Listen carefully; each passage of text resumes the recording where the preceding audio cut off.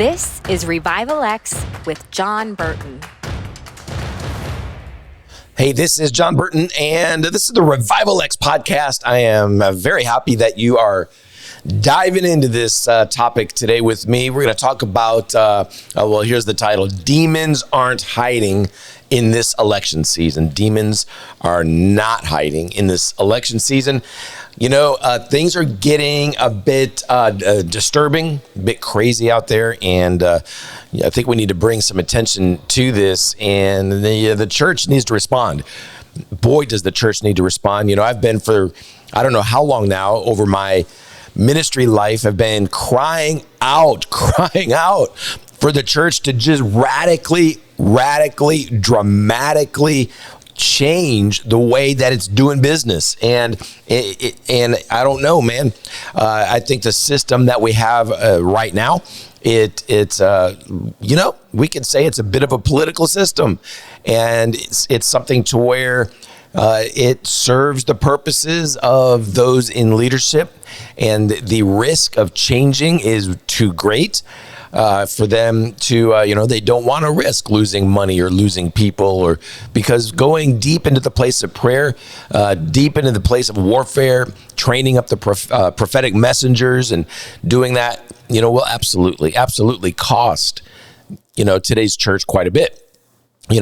And we're going to talk about the political situation here a little bit. We've got, I'm going to talk about, demons manifesting, in our face manifestations. But before I just get into that, I do want to, kind of share a story that I've shared before, and it just rips my heart. It grieves me, so deeply.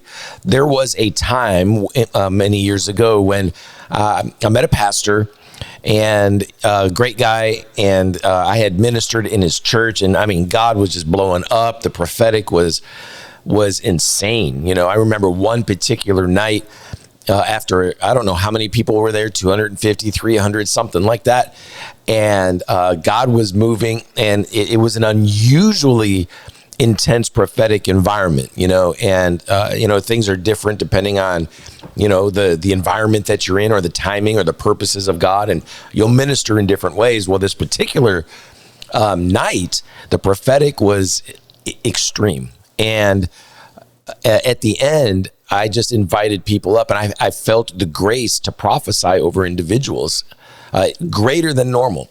Well, I didn't realize what I was getting myself into. But I think pretty much everybody got into line, and I was there till well after midnight prophesying individually, one after another, after another, after another, after another. And it was incredible, amazing.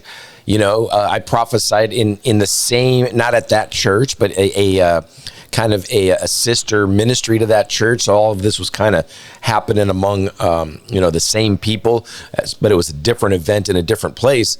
And I was ministering in a similar way. It was a smaller meeting. And this lady came up. Of course, I didn't know any of these people. I was visiting. And she comes up, and I prophesy over her. And she didn't know what to make of it. I could tell something was going on in a big way with her. And after the service, she called me over, and she said, how did you know that? And I don't even remember what I said to this day, but I said, well, what do you mean? She said, well, she wasn't a Christian, I didn't realize. And she was there with her daughter, I believe, and I think what I heard later was she had been upset that her daughter was there at this church meeting, and she decided to come in and check it out for herself, which is, I love that. It's a great idea. And so she did that, and she got in the line, I guess, to test me, or she didn't know what was going on, and I prophesied what I did. And at the end, she said, how did you know that? And I said, well, I don't know. I just know I said what the Lord told me to say. And she said, you need to understand. And it was a very specific word. I remember it being very unique and specific. I just can't remember what it was to this day or today. She said, you need to understand that nobody knows what you just said. That's been a secret that I have been carrying my entire life. She was a She was an adult probably in her 40s. And she said, nobody knows that. And it just blew her mind. And had a chance to chat with her, and she was still on the defensive, and she was still uptight. Well, the next night comes around, and right in the middle of my message, this lady, she was there again. She comes running to the front and kneels at the altar and cries out, "What do I have to do to get saved?" And wow, man, you talk about the prophetic being such a powerful tool that the church needs to use. The Bible tells us that we need to desire that gift more than any other gift. I just got done teaching a video that'll come out in a little bit on prophetic ministry. And it's a ministry that has to happen in the church. In a minute, we're talking about demons, manifesting demons, and the political system. And before we get there, we've got to understand that we've got to see the prophetic ramp up in our church. Well, to continue the story, this pastor that, the previous church I mentioned, 300 people there. Well, he was excited about what God was doing. And his wife, in fact, he said for the first time in many, many years, I think he said 10 years, she actually came, I don't know how he phrased it, but she came alive in Jesus in a dramatic new way. I'm not saying she wasn't saved or anything like that. I'm just saying it was a moment. It was something that happened in her life that had not been there. Whatever God did hadn't been there for about 10 years. And he was just blown away. Well, he had also gone to visit somebody in the same season, visit somebody in the hospital and who was near death. And he went to visit and he wanted to pray for her. And he said, well, I want to pray for you. What is it that hurts the most? And what she said just floored him. She said in her weak voice, "What hurts the most? My regrets." And the Lord just hit him. And he knew that he couldn't waste time. He couldn't refuse to take the risks that God had called him to take. And it was time. He couldn't afford to have regrets at the end of his life. Well, this is all happening right in the exact same season that, where I'm there. And sadly, somebody, an influential member of his church, I think maybe a board member or a ministry team member, rose up against what was happening with the prophetic. And he did not believe that God moved prophetically that way. And he basically, from what I understand, gave an ultimatum that either they stop the prophetic or they leave. And from what I understand, and it's possible that I don't have all the bits and pieces of the story, but from what I heard, it was shut down and they got back to normal, just church as normal. And I'm telling you right now, and it breaks my heart, and I understand the pressures of leadership. I get it. I totally get it. I understand. I've been doing it my whole life. I get it. But I think there's a price that needs to be paid among pastors where we, pastors and leaders, we've got to get to the point where we determine we're not going to have any regrets when we're done with this thing. We're not gonna. And we've got to take the risk, and we've got to be okay with losing people and losing money, and we've got to be okay with that. And we've got to go deep. At Revival X here, we're not pretending that we'll ever be a large ministry. Why? Because I know that what we are doing repels most people because they've been conditioned by the system, the church system, to expect it to look a certain way. And when it doesn't look that way, and when you're going, when there's not, when they're not being coddled and, over pastored, and, people, and they're complaining when you don't visit them or you don't meet this need or don't meet that expectation. And now they're being actually challenged and they're being called higher. And, people don't typically like that, except for the remnant. You got a remnant out there that does. And we're looking for the remnant, right? And I think we need to shift. The church needs to shift from being typical church to being remnant church. We have to do that. We have to do that. I had a megachurch pastor tell me one time that he never uses the word remnant because he doesn't want to repel those who are not the remnant. And he grew a church to be 14,000. Well, hey, and it was a good church. But it's the remnant that's going to take us to the next level. That's what we're talking about. Well, let's start talking about what is this next level? Where are we at? So I wrote this article, and you can you can read the article. There should be a link to it in the description of the podcast here.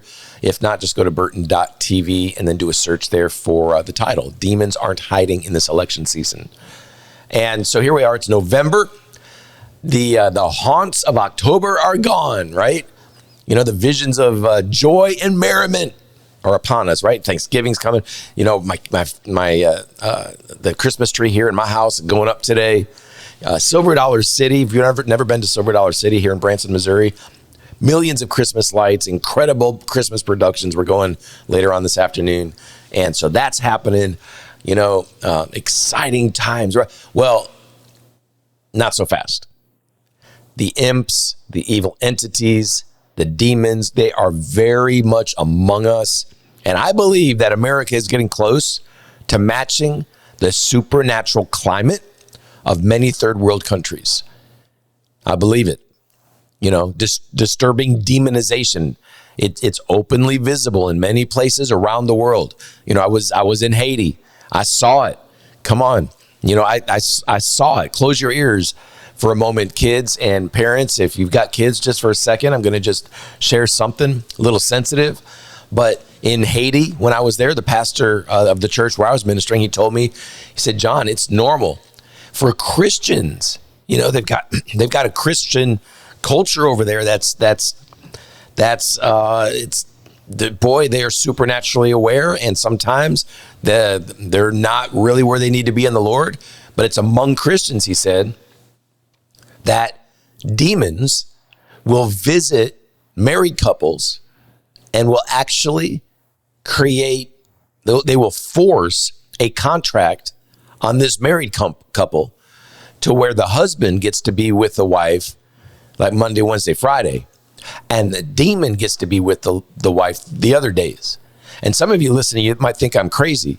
My wife and I here in America were ministering to a girl involved in witchcraft, and God told me what was going on.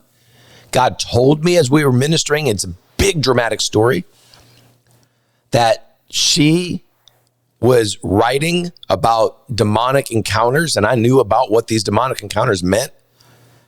And I told her, this is in the midst of a deliverance session in her home, and we were there in her home, and right where her witchcraft altar was, and ashes, and I mean, we hauled out many lawn and garden, trash bags full of occultic material out of her house, and so she's standing there, and I told her, the enemy makes you journal about about the encounters, the relationships, if you can track with me, that he's having with you.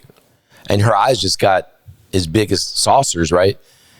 And she said, that's exactly what's happening. That's why I wanted you to come to my house to pray. Every single night I'm visited by a demon, and the demon forces me to do what he wants me to do. And he tells me that I have to write about everything that happens.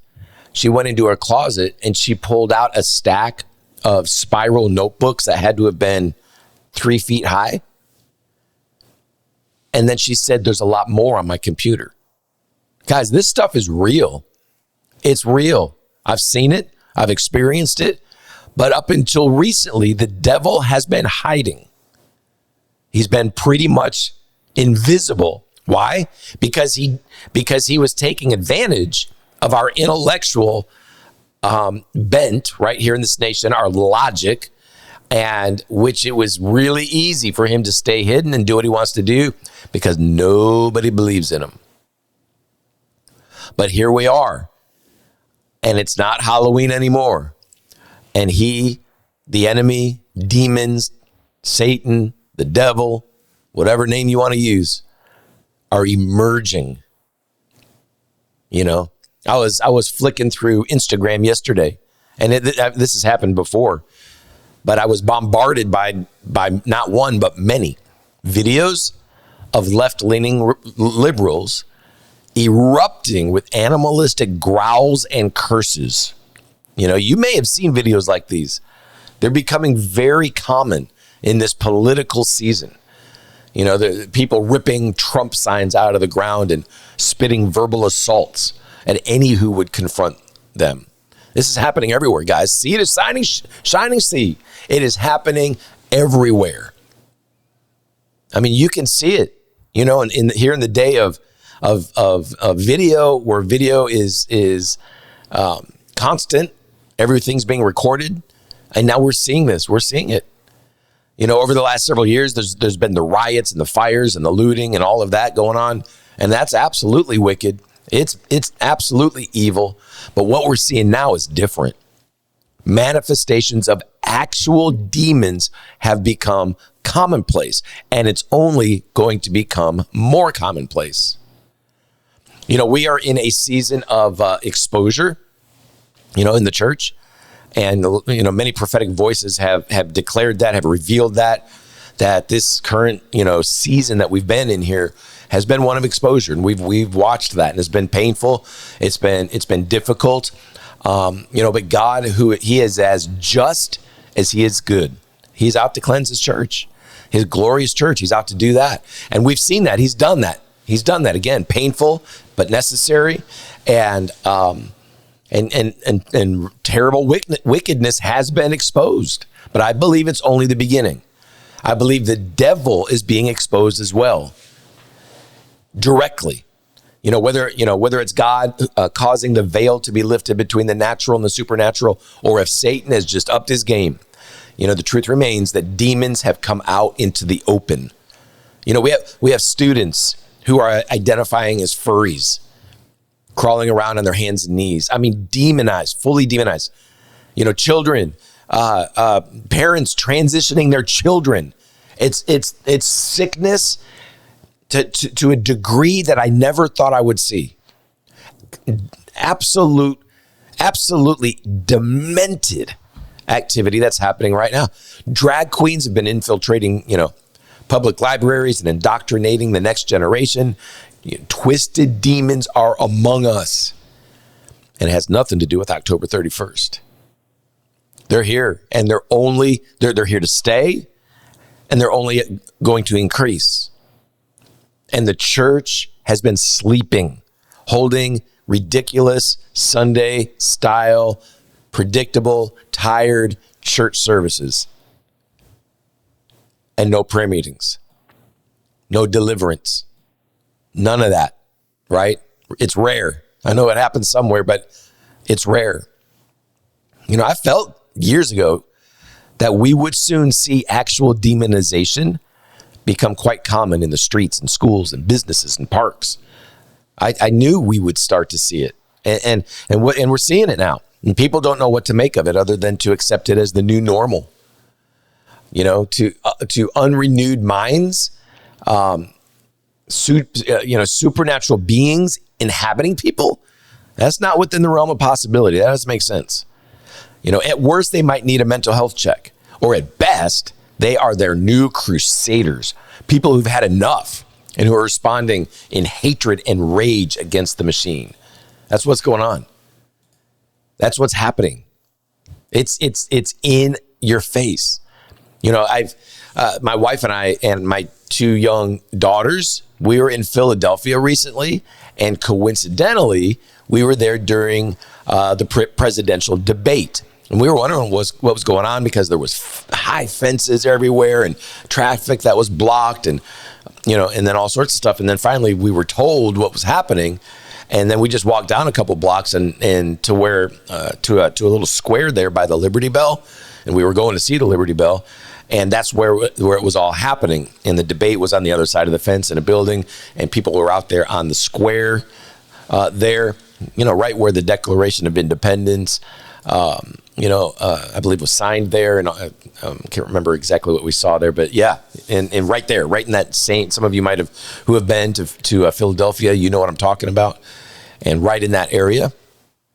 And I mean, people with, F Trump signs and all sorts of strange individuals and bizarre stuff. And there were, SWAT and tactical units everywhere, body armor on them and all sorts of stuff. I mean, it was crazy. And we were just walking through on the way back from the Liberty Bell, and then someone just yells out at me. And he started hurling accusations. You're a homosexual. You're homosexual, aren't you? You're homosexual, right? At me indirectly. And I go, we were right, and we go and say, what are you talking about? And he said, I can tell, and he starts just kind of just bombarding us with all of these slurs. And then he looks at my daughters and he said, hey, has anyone ever accused your dad of being gay? Because he looks gay. Your dad looks gay. And at that point, I'm done, right? We're done. We walk away. And then he starts shouting, starts screaming, you're a effing blank and blank homosexual. I mean, shouting it through the square. And listen, the devil is not hiding. He's not hiding anymore. He's out in the open, and listen, it's only going to get worse. Don't you think that when the political season is over, it's going to get worse? No, don't think that Trump getting elected is going to make it go away. Are you serious? That's not how it works. The enemy is only going to up his game. It's crazy what's going on. The wickedness is on the increase. And the church in its current state is nearly hopeless, absolutely hopeless, against this bold new advance of the enemy. So many in the church don't even believe in demons, or they don't deal with them, right? Even in spirit-filled churches, you're not going to have groans of intercession and roars of praying in the spirit anymore. You're not going to have that in most churches. You don't want to scare the visitors away, right? Where's the power? We don't need any more supposed political pundits in the pews. We need prophets. It's time to equip fire-breathing intercessors, prophetic messengers, deliverance ministers, and others who will expose the darkness, even though it's exposing itself without much help right now, right? We need to confront the spirit of the age. And I'm telling you, we're going to see it. We're going to see it in other arenas, in other ways. Wickedness is increasing. And again, it's a very politically driven type of a situation. Think about this. I've said for years that I don't believe, or I'll say I won't be surprised, I guess, if it becomes culturally acceptable to take abortion to the next level. Demons are going to they're staying out in the open. That spirit of Herod has no problem killing children under the age of 2, if you remember the story, right? And why did Herod make a decree to kill all of these children? To protect his throne. It was political. Don't doubt for a minute that today's demonized political system would affirm such a strategy. And politics is one of Satan's primary vehicles to deliver its wrath. The devil is not hiding.